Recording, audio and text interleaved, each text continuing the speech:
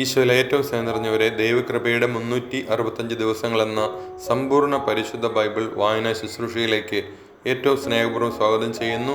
ഇന്ന് 48-ാം ദിവസം. നിയമാവർത്തന പുസ്തകം 21 മുതൽ 23 വരെയുള്ള അധ്യായങ്ങളാണ് നമ്മൾ വായിച്ച് ധ്യാനിക്കുന്നത്. പാളയത്തിൻ്റെ വിശുദ്ധിയെക്കുറിച്ചാണ് മെയിനായിട്ട് നമ്മളിതിൽ കാണുക. നമ്മൾ ജീവിക്കുന്ന സ്ഥലവും പരിസരവും നമ്മുടെ വീടും ഭവനവും എല്ലാം നമ്മൾ എത്ര വിശുദ്ധമായി കാത്തു സൂക്ഷിക്കണമെന്ന് ഈ വചനത്തിലൂടെ ദൈവം നമ്മളെ ഉത്ബോധിപ്പിക്കുന്നു. കർത്താവ് നമ്മളെ സന്ദർശിക്കുമ്പോൾ നമ്മുടെ ഭവനങ്ങളും നമ്മളാകുന്ന ഭവനവും വിശുദ്ധിയുള്ളതായിരിക്കണം എന്ന് ദൈവം ആഗ്രഹിക്കുന്നു. ഈശോ മിശിഹായ്ക്ക് സ്തുതിയായിരിക്കട്ടെ. നിയമാവർത്തന പുസ്തകം 21-ാം അധ്യായം. ഘാതകനെക്കുറിച്ച് അറിവില്ലാത്തപ്പോൾ. നിന്റെ ദൈവമായ കർത്താവ് നിനക്ക് അവകാശമായി തരുന്ന ദേശത്ത് വധിക്കപ്പെട്ട ഒരുവന്റെ ശരീരം തുറസായ സ്ഥലത്ത് കാണപ്പെടുകയും ഘാതകനാരെന്ന് അറിയാതിരിക്കുകയും ചെയ്താൽ, നിന്റെ ശ്രേഷ്ഠന്മാരും ന്യായാധിപന്മാരും വന്ന് മൃതശരീരം കിടക്കുന്ന സ്ഥലത്ത് നിന്ന് ചുറ്റുമുള്ള ഓരോ പട്ടണത്തിലേക്കുമുള്ള ദൂരം അളക്കണം. മൃതദേഹം കിടക്കുന്ന സ്ഥലത്തോട് ഏറ്റവും അടുത്ത പട്ടണത്തിൽ നിന്ന് ഒരിക്കലും പണിയെടുപ്പിക്കുകയോ നുകം വയ്ക്കുകയോ ചെയ്തിട്ടില്ലാത്ത ഒരു പശുക്കുട്ടിയെ പിടിച്ചുകൊണ്ടുവരണം. നീരൊഴുക്കുള്ള ഒരു അരുവിയുടെ തീരത്ത് ഒരിക്കലും ഉഴുകയോ വിതയ്ക്കുകയോ ചെയ്തിട്ടില്ലാത്ത ഒരു സ്ഥലത്ത് ആ പശുക്കുട്ടിയെ കൊണ്ടുവന്ന് അതിന്റെ കഴുത്തൊടിക്കണം. നിന്റെ ദൈവമായ കർത്താവ് തനിക്ക് ശുശ്രൂഷ ചെയ്യാനും തന്റെ നാമത്തിൽ ആശീർവദിക്കാനും തിരഞ്ഞെടുത്തിരിക്കുന്ന ലേവ്യ പുരോഹിതന്മാർ അടുത്തുവന്ന് തർക്കങ്ങൾക്കും അക്രമങ്ങൾക്കും തീർപ്പ് കൽപ്പിക്കട്ടെ. മൃതദേഹം കിടക്കുന്ന സ്ഥലത്തോട് ഏറ്റവും അടുത്തുള്ള നഗരത്തിലെ എല്ലാ ശ്രേഷ്ഠന്മാരും താഴ്വരയിൽ വന്ന് കഴുത്തൊടിച്ച പശുക്കിടാവിന്റെ മേൽ കൈ കഴുകണം. അനന്തരം ഇങ്ങനെ പറയട്ടെ: ഞങ്ങളുടെ കരങ്ങൾ ഈ രക്തം ചൊരിയുകയോ ഞങ്ങളുടെ കണ്ണുകൾ ഇത് കാണുകയോ ചെയ്തിട്ടില്ല. കർത്താവേ, അങ്ങ് വീണ്ടെടുത്ത അങ്ങയുടെ ജനമായ ഇസ്രായേലിനോട് ക്ഷമിച്ചാലും നിർദോഷന്റെ രക്തം ചിന്തിയെന്ന കുറ്റം അവരുടെ മേൽ ആരോപിക്കരുതേ. നിഷ്കളങ്ക രക്തം ചിന്തിയ കുറ്റം അവരോട് പൊറുക്കണമേ. കർത്താവിന് ഇഷ്ടമായത് ചെയ്തു കഴിയുമ്പോൾ നിർദോഷന്റെ രക്തം ചിന്തിയ കുറ്റത്തിൽ നിന്ന് നീ വിമുക്തനാകും. യുദ്ധത്തടവുകാർ.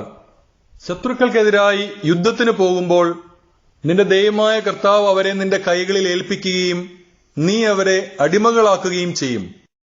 അപ്പോൾ അവരുടെ ഇടയിൽ സുന്ദരിയായ ഒരു സ്ത്രീയെ കാണുകയും അവളിൽ നിനക്ക് താല്പര്യം ജനിക്കുകയും അവളെ ഭാര്യയായി സ്വീകരിക്കാൻ ആഗ്രഹിക്കുകയും ചെയ്താൽ അവളെ നിന്റെ വീട്ടിലേക്ക് കൊണ്ടുവരണം. അവൾ തലമുണ്ടനം ചെയ്യുകയും നഖം വെട്ടുകയും ചെയ്തതിനു ശേഷം അടിമത്തത്തിന്റെ വസ്ത്രം മാറ്റി 1 മാസത്തേക്ക് നിന്റെ വീട്ടിലിരുന്ന് സ്വന്തം മാതാപിതാക്കളെ ഓർത്ത് വിലപിക്കട്ടെ. അതിനുശേഷം നിനക്കവളെ പ്രാപിക്കാം. നിങ്ങൾ ഭാര്യ ഭർത്താക്കന്മാരായിരിക്കും. പിന്നീട് നിനക്കവളിൽ പ്രീതിയില്ലെങ്കിൽ അവളെ സ്വതന്ത്രയായി വിട്ടയക്കുക. നീ അവളെ അപകൃഷ്ടയാക്കിയതിനാൽ ഒരിക്കലും അവളെ വിൽക്കുകയോ അടിമയായി പരിഗണിക്കുകയോ അരുത്. ആദ്യജാതന്റെ അവകാശം. ഒരാൾക്ക് 2 ഭാര്യമാരുണ്ടായിരിക്കുകയും അവൻ ഒരുവളെ സ്നേഹിക്കുകയും മറ്റവളെ ദ്വേഷിക്കുകയും ഇരുവരിലും അവന് സന്താനങ്ങളുണ്ടാവുകയും ആദ്യജാതൻ ദ്വേഷിക്കുന്നവളിൽ നിന്നുള്ളവനായിരിക്കുകയും ചെയ്താൽ, അവൻ തന്റെ വസ്തുവകകൾ പുത്രന്മാർക്ക് ഭാഗിച്ചു കൊടുക്കുമ്പോൾ താൻ വെറുക്കുന്നവളുടെ മകനും ആദ്യജാതനുമായവനെ മാറ്റി നിർത്തിയിട്ട് പകരം താൻ സ്നേഹിക്കുന്നവളുടെ മകനെ ആദ്യജാതനായി കണക്കാക്കരുത്. അവൻ തന്റെ സകല സമ്പത്തുകളുടെയും 2 ഓഹരി വെറുക്കുന്നവളുടെ മകന് കൊടുത്ത് അവനെ ആദ്യജാതനായി അംഗീകരിക്കണം. അവനാണ് തന്റെ പുരുഷത്വത്തിന്റെ ആദ്യഫലം. ആദ്യജാതന്റെ അവകാശം അവനുള്ളതാണ്. ധിക്കാരിയായ മകൻ. ഒരുവന് ദുർവാശിക്കാരനും ധിക്കാരിയും മാതാപിതാക്കന്മാരുടെ വാക്ക് കേൾക്കുകയോ ശിക്ഷിച്ചാൽ പോലും അവരെ അനുസരിക്കുകയോ ചെയ്യാത്തവനുമായ ഒരു മകൻ ഉണ്ടെന്നിരിക്കട്ടെ. മാതാപിതാക്കന്മാർ അവനെ പട്ടണവാതിൽക്കൽ ശ്രേഷ്ഠന്മാരുടെ അടുക്കൽ കൊണ്ടുചെന്ന് അവരോട് പറയണം: ഞങ്ങളുടെ ഈ മകൻ ദുർവാശിക്കാരനും ധിക്കാരിയുമാണ്. അവൻ ഞങ്ങളെ അനുസരിക്കുന്നില്ല, ഭോജനപ്രിയനും മദ്യപനുമാണ്. അപ്പോൾ പട്ടണവാസികൾ അവനെ കല്ലെറിഞ്ഞ് കൊല്ലണം. അങ്ങനെ ആ തിന്മ നിങ്ങളുടെ ഇടയിൽ നിന്ന് നീക്കിക്കളയണം. ഇസ്രായേൽ മുഴുവൻ ഇത് കേട്ട് ഭയപ്പെടട്ടെ. ഒരുവൻ മരണശിക്ഷയ്ക്ക് അർഹമായ കുറ്റം ചെയ്യുകയും മരണത്തിന് വിധിക്കപ്പെടുകയും ചെയ്താൽ അവനെ നീ മരത്തിൽ തൂക്കുക. ശവം രാത്രി മുഴുവൻ മരത്തിൽ തൂങ്ങിക്കിടക്കരുത്. നിന്റെ ദൈവമായ കർത്താവ് നിനക്ക് അവകാശമായി തരുന്ന സ്ഥലം അശുദ്ധമാകാതിരിക്കാൻ അന്ന് തന്നെ അത് മറവ് ചെയ്യണം. മരത്തിൽ തൂക്കപ്പെട്ടവൻ ദൈവത്താൽ ശപിക്കപ്പെട്ടവനാണ്. നിയമാവർത്തന പുസ്തകം 22-ാം അധ്യായം. വിവിധ നിയമങ്ങൾ. നിന്റെ സഹോദരന്റെ കാളയോ ആടോ വഴിതെറ്റി അലയുന്നത് കണ്ടാൽ കണ്ടില്ലെന്ന് നടിച്ച് കടന്നു പോകരുത്. അതിനെ നിന്റെ സഹോദരന്റെ അടുക്കൽ തിരിച്ചെത്തിക്കണം. അവൻ സമീപസ്ഥനല്ലെങ്കിൽ അഥവാ നീ അവനെ അറിയുകയില്ലെങ്കിൽ അതിനെ വീട്ടിലേക്ക് കൊണ്ടുപോയി അവൻ അന്വേഷിച്ചു വരുന്നതുവരെ സൂക്ഷിക്കണം. അന്വേഷിച്ചു വരുമ്പോൾ തിരിച്ചു കൊടുക്കുകയും വേണം. അവന് നഷ്ടപ്പെട്ട കഴുത, വസ്ത്രം, മറ്റു സാധനങ്ങൾ ഇവയെ സംബന്ധിച്ചും നീ ഇപ്രകാരം ചെയ്യണം. ഒരിക്കലും സഹായം നിരസിക്കരുത്. നിന്റെ സഹോദരന്റെ കഴുതയോ കാളയോ വഴിയിൽ വീണുകിടക്കുന്നത് കണ്ടാൽ നീ മാറിപ്പോകരുത്. അതിനെ എഴുന്നേൽപ്പിക്കാൻ അവനെ സഹായിക്കണം. സ്ത്രീ പുരുഷന്റെയോ പുരുഷൻ സ്ത്രീയുടെയോ വേഷം അണിയരുത്. അപ്രകാരം ചെയ്യുന്നവർ നിന്റെ ദൈവമായ കർത്താവിന് നിന്ദ്യരാണ്. കുഞ്ഞുങ്ങളുടെയോ മുട്ടകളുടെയോ മേൽ തള്ളപ്പക്ഷി അടയിരിക്കുന്ന ഒരു പക്ഷിക്കൂട് വഴിയരികിലുള്ള ഏതെങ്കിലും വൃക്ഷത്തിലോ നിലത്തോ കാണാനിടയായാൽ കുഞ്ഞുങ്ങളോട് കൂടെ തള്ളയെ എടുക്കരുത്. തള്ളപ്പക്ഷിയെ പറന്നുപോകാൻ അനുവദിച്ചതിന് ശേഷം കുഞ്ഞുങ്ങളെ നിനക്കെടുക്കാം. നിനക്ക് നന്മയുണ്ടാകുന്നതിനും നീ ദീർഘനാൾ ജീവിച്ചിരിക്കുന്നതിനും വേണ്ടിയാണ് ഈ കൽപ്പന. നീ വീട് പണിയുമ്പോൾ പുരമുകളിൽ ചുറ്റും അരമതിൽ കെട്ടണം. അല്ലെങ്കിൽ ആരെങ്കിലും താഴേക്ക് വീണ് രക്തം ചിന്തിയ കുറ്റം നിന്റെ ഭവനത്തിന്മേൽ പതിച്ചേക്കാം. മുന്തിരിത്തോട്ടത്തിൽ മറ്റു വിത്തുകൾ വിതയ്ക്കരുത്. വിതച്ചാൽ വിള മുഴുവൻ നീ വിതച്ചതും മുന്തിരിയുടെ ഫലവും ദേവാലയത്തിലേക്ക് കണ്ടുകെട്ടും. കാളയെയും കഴുതയെയും ഒരുമിച്ച് പൂട്ടി ഉഴരുത്. രോമവും ചണവും ചേർത്ത് നെയ്ത വസ്ത്രം ധരിക്കരുത്. നിന്റെ മേലങ്കിയുടെ 4 അറ്റത്തും തൊങ്ങലുകൾ ഉണ്ടാക്കണം. ദാമ്പത്യ വിശ്വസ്തത.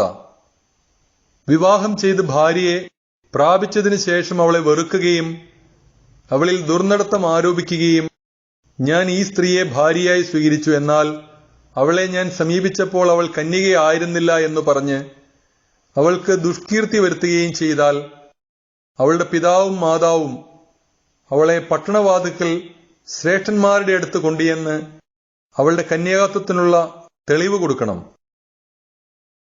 അവളുടെ പിതാവ് ഇപ്രകാരം പറയണം: ഞാൻ എന്റെ മകളെ ഇവന് ഭാര്യയായി നൽകി. അവൻ അവളെ വെറുക്കുകയും നിന്റെ മകൾ കന്യകയല്ലായിരുന്നു എന്ന് പറഞ്ഞ് അവളിൽ ദുർനടത്തം ആരോപിക്കുകയും ചെയ്യുന്നു. എന്നാൽ എന്റെ മകളുടെ കന്യകാത്വത്തിനുള്ള തെളിവുകൾ ഇവയെല്ലാമാണ് എന്ന് പറഞ്ഞ് പട്ടണത്തിലെ ശ്രേഷ്ഠന്മാരുടെ മുമ്പിൽ വസ്ത്രം വിരിച്ചു വയ്ക്കണം. അപ്പോൾ ആ പട്ടണത്തിലെ ശ്രേഷ്ഠന്മാർ കുറ്റക്കാരനെ പിടിച്ച് ചാട്ട കൊണ്ടടിക്കണം. ഇസ്രായേൽ കന്യകകളിൽ ഒരുവൾക്ക് ദുഷ്കീർത്തി വരുത്തിവച്ചതിനാൽ അവനിൽ നിന്ന് 100 ഷെക്കൽ വെള്ളി പിഴയായി വാങ്ങി യുവതിയുടെ പിതാവിന് കൊടുക്കണം. ജീവിതകാലം മുഴുവൻ അവൾ അവന്റെ ഭാര്യയായിരിക്കും. പിന്നീട് ഒരിക്കലും അവളെ ഉപേക്ഷിക്കരുത്. യുവതിയിൽ കന്യാകത്വത്തിന്റെ അടയാളം കണ്ടില്ലെങ്കിൽ അവർ ആ യുവതിയെ അവളുടെ പിതൃഭവനത്തിന്റെ വാതിൽക്കൽ കൊണ്ടുപോവുകയും അവളുടെ നഗരത്തിലെ പുരുഷന്മാർ അവളെ കല്ലെറിഞ്ഞ് കൊല്ലുകയും ചെയ്യണം. എന്തെന്നാൽ പിതൃഗ്രഹത്തിൽ വച്ച് വേശ്യാവൃത്തി നടത്തിയ അവൾ ഇസ്രായേലിൽ തിന്മ പ്രവർത്തിച്ചു. അങ്ങനെ നിങ്ങളുടെ ഇടയിൽ നിന്ന് ആ തിന്മ നീക്കിക്കളയണം. അന്യന്റെ ഭാര്യയോടൊത്ത് ഒരുവൻ ശയിക്കുന്നത് കണ്ടുപിടിച്ചാൽ ഇരുവരെയും, സ്ത്രീയെയും പുരുഷനെയും വധിക്കണം. അങ്ങനെ ഇസ്രായേലിൽ നിന്ന് ആ തിന്മ നീക്കിക്കളയണം. അന്യപുരുഷനുമായി വിവാഹവാഗ്ദാനം നടത്തിയ ഒരു കന്യകയെ പട്ടണത്തിൽ വെച്ച് ഒരുവൻ കാണുകയും അവളുമായി ശയിക്കുകയും ചെയ്താൽ ഇരുവരെയും പട്ടണവാതിൽക്കൽ കൊണ്ടുപോയി കല്ലെറിഞ്ഞു കൊല്ലണം.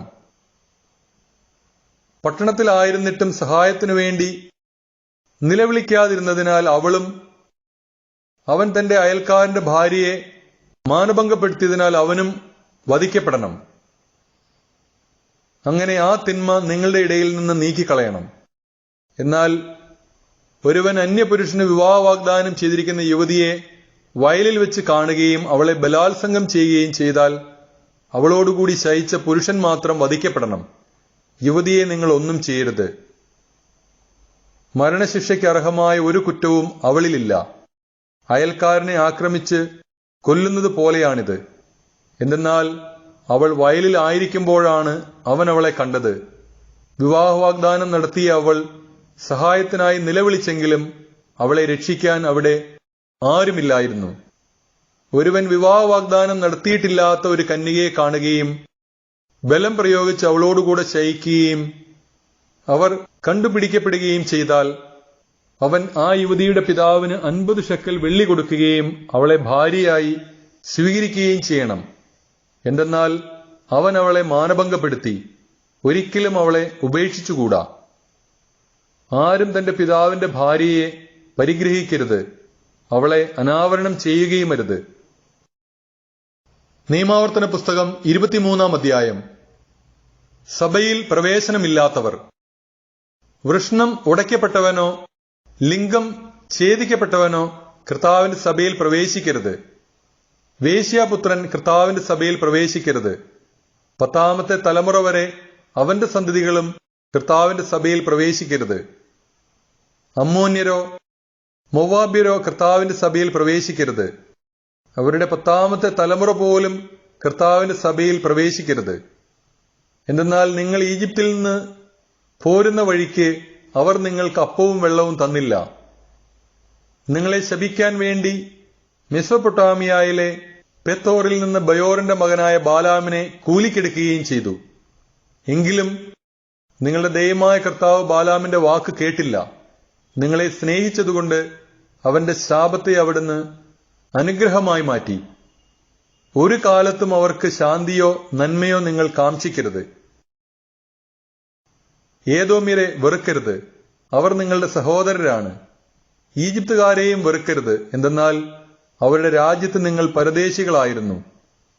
അവരുടെ 3-ാം തലമുറയിലെ മക്കൾ കർത്താവിന്റെ സഭയിൽ പ്രവേശിച്ചു കൊള്ളട്ടെ. പാളയത്തിലെ വിശുദ്ധി. ശത്രുക്കൾക്കെതിരായി പാളയമടിക്കുമ്പോൾ നിങ്ങൾ എല്ലാ തിന്മകളിലും നിന്ന് വിമുക്തരായിരിക്കണം. സ്വപ്നസ്ഖലനത്താൽ ആരെങ്കിലും അശുദ്ധനായി തീർന്നാൽ അവൻ പാളയത്തിന് പുറത്തു പോകട്ടെ, അകത്ത് പ്രവേശിക്കരുത്. സായാഹ്നമാകുമ്പോൾ കുളിച്ച് ശുദ്ധനായി സൂര്യാസ്തമയത്തിന് ശേഷം അവന് പാളയത്തിനകത്തു വരാം. മലമൂത്ര വിസർജനത്തിനായി പാളയത്തിന് പുറത്ത് ഒരു സ്ഥലമുണ്ടായിരിക്കണം. ആയുധങ്ങളോടൊപ്പം നിനക്കൊരു പാരയും ഉണ്ടായിരിക്കണം. മലവിസർജനം ചെയ്യുമ്പോൾ കുഴിയുണ്ടാക്കി മലം മണ്ണിട്ട് മൂടാനാണത്. നിന്നെ സംരക്ഷിക്കാനും നിന്റെ ശത്രുക്കളെ നിനക്ക് ഏൽപ്പിച്ചു തരാനുമായി നിന്റെ ദൈവമായ കർത്താവ് പാളയത്തിലൂടെ സഞ്ചരിക്കുന്നുണ്ട്. ശുചിത്വമില്ലാത്ത എന്തെങ്കിലും നിങ്ങളുടെ ഇടയിൽ കണ്ട് അവിടുന്ന് നിന്നിൽ നിന്ന് അകന്നു പോകാതിരിക്കേണ്ടതിനായി പാളയം പരിശുദ്ധമായി സൂക്ഷിക്കണം. വിവിധ നിയമങ്ങൾ. ഒളിച്ചോടി വന്ന് നിന്റെ അടുക്കൽ അഭയം തേടുന്ന അടിമയെ യജമാനെ ഏൽപ്പിച്ചു കൊടുക്കരുത്. നിന്റെ ഏതെങ്കിലും ഒരു പട്ടണത്തിൽ ഇഷ്ടമുള്ളിടത്ത് നിന്നോട് കൂടെ അവൻ വസിച്ചുകൊള്ളട്ടെ. അവനെ പീഡിപ്പിക്കരുത്. ഇസ്രായേൽ സ്ത്രീകളിൽ ആരും ദേവദാസികളാകരുത്.